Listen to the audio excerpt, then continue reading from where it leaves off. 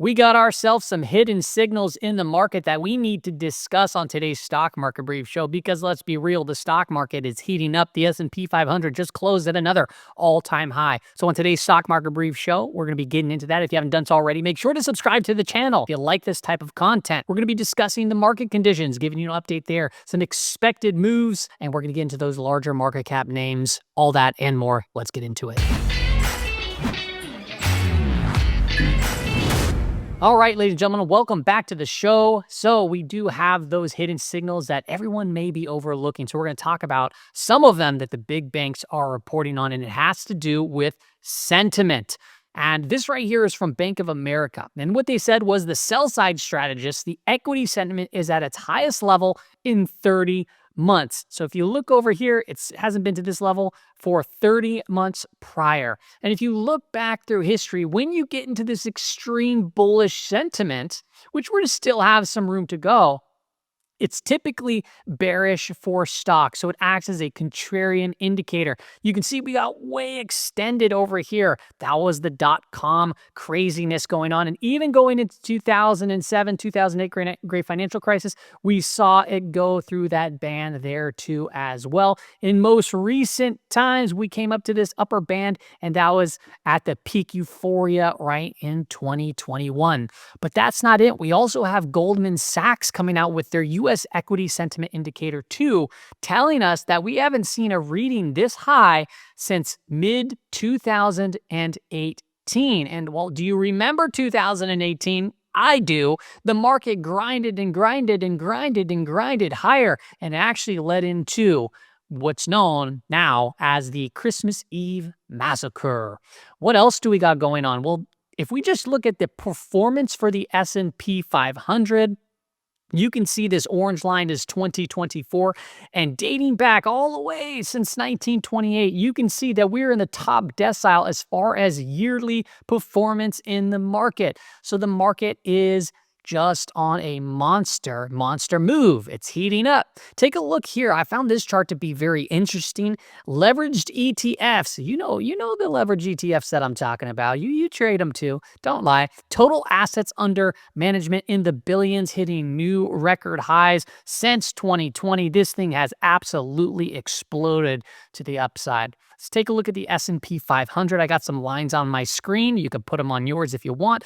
All I'm highlighting here is you can see that we broke through this rising wedge. Rising wedges can typically be bearish, but you know what? In my quick opinion of it is when they get very tight, it means that we can see a very big movement in a very little of time. So you can see we've touched, and then we started breaking down over here. It started getting a little wacky and wavy. But I want to call out that if you measure up this trend line, and then you measure up this little trend line here, and even this one, we're kind of coming to an apex of all three of these trend lines of this wedge. So it's going to get very interesting as the market did just press into all-time high territory. And remember, that's not necessarily a bearish thing, obviously, as we reach into new high territory, but we also reached into new high territory on this day, and then we sold off about 10% or 5% or whatever it was.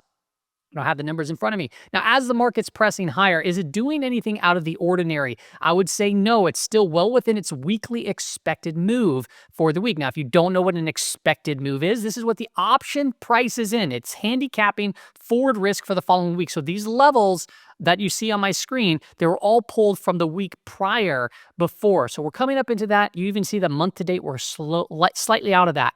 If you look at back month versus front month volatility, so we're taking 3-month volatility, dividing it into the VIX, and it gives us this line. And you can see when we get up to this 1.20, which tells us that the back month, 3-month volatility is 20% higher, right, than front month volatility, the VIX.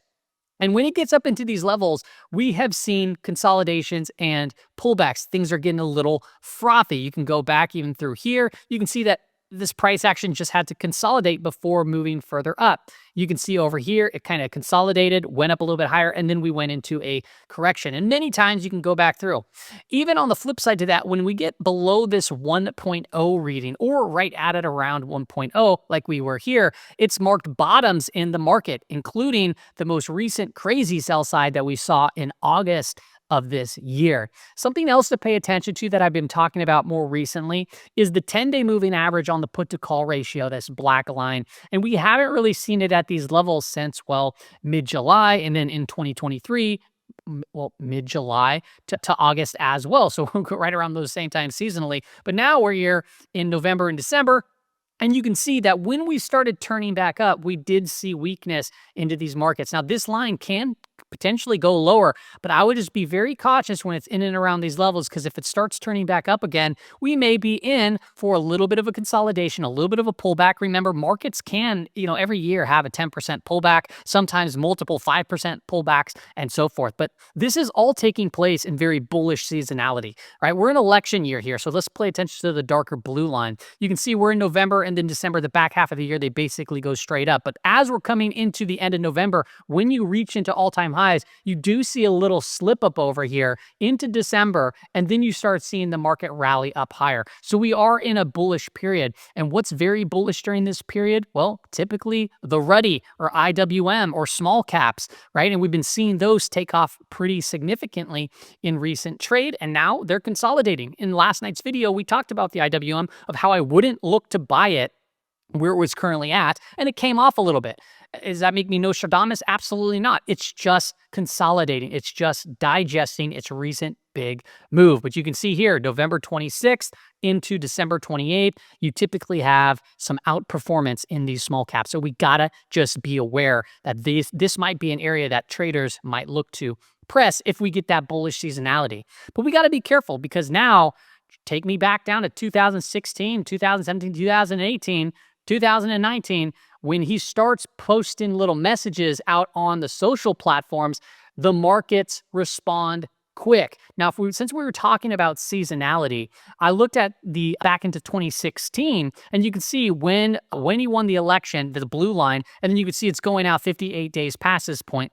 And since when you can see it went up, and then it kind of went into a doldrum period before ripping up higher. And we're kind of right within this area here, 14, 15 days, where you can potentially see, if we're going to follow kind of that same path, a little bit of a pullback, a little bit of a consolidation as we are here at all-time highs.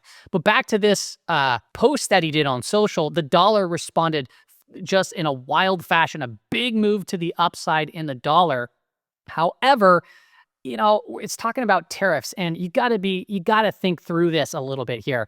I know it can spark some big moves, but remember, the market is a discounting mechanism, and it's a lot smarter than us. And the dollar's been moving up since the early October, potentially pricing in this already. So is the dollar, this original move, right? Is it going to be potentially faked out still, which we talked about yesterday's video, how November through December, you typically do get bearish seasonality. And then going into, since we're looking at Trump seasonality, when he was elected, it actually starts getting more bearish towards the beginning of the year. You can see we had a little bit of a doldrum period here. It went back up and then started moving lower. Well, what did the dollar end up doing? Well, on the original announcement, boom, it shot up, and then it faded, and then today we had a little bit of a rally, and it kind of just traded in and around, or somewhat of a digestion.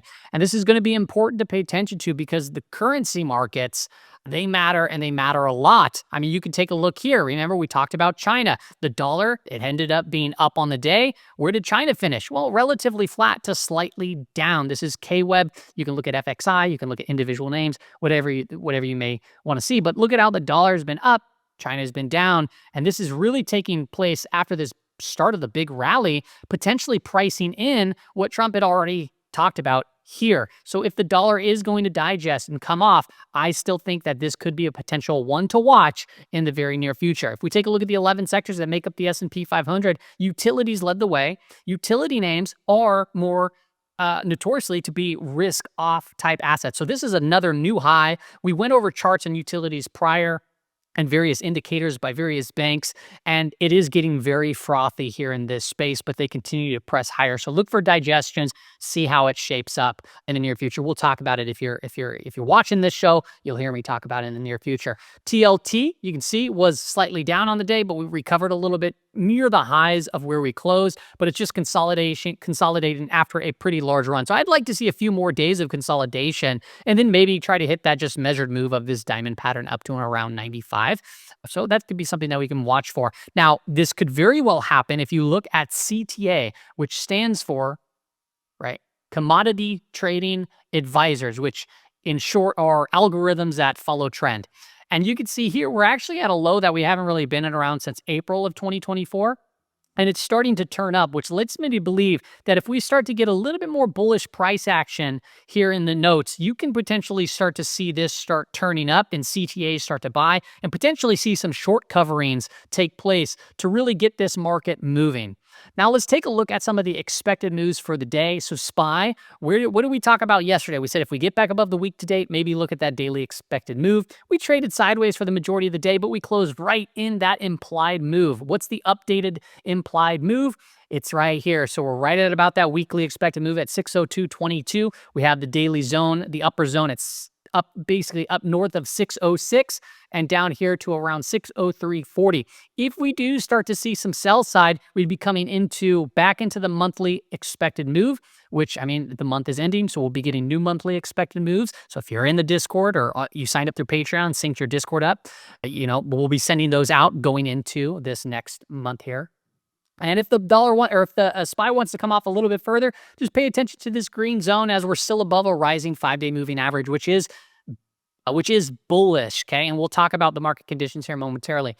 Qs, it came in early morning trading session right into the daily implied move, started getting rejected, and then started trading around that week-to-date anchored volume weighted average price. It's holding up on the election anchored volume weighted average price. We're above a rising 5-day moving average. This to me is just showing higher lows and a little bit of lower highs right here. So it's just, in my opinion, consolidating. So maybe watch out for a potential breakout here to the downside and or a break to the upside to get to that weekly expected move, which would be a big move for the markets. And this weekly expected move, I know how it's going to get there and I know how it can get there. And we're going to talk about that when we get into the expected move section and the big market cap names. But let's give the updated levels here. If the market wants to press higher, where do we potentially watch for?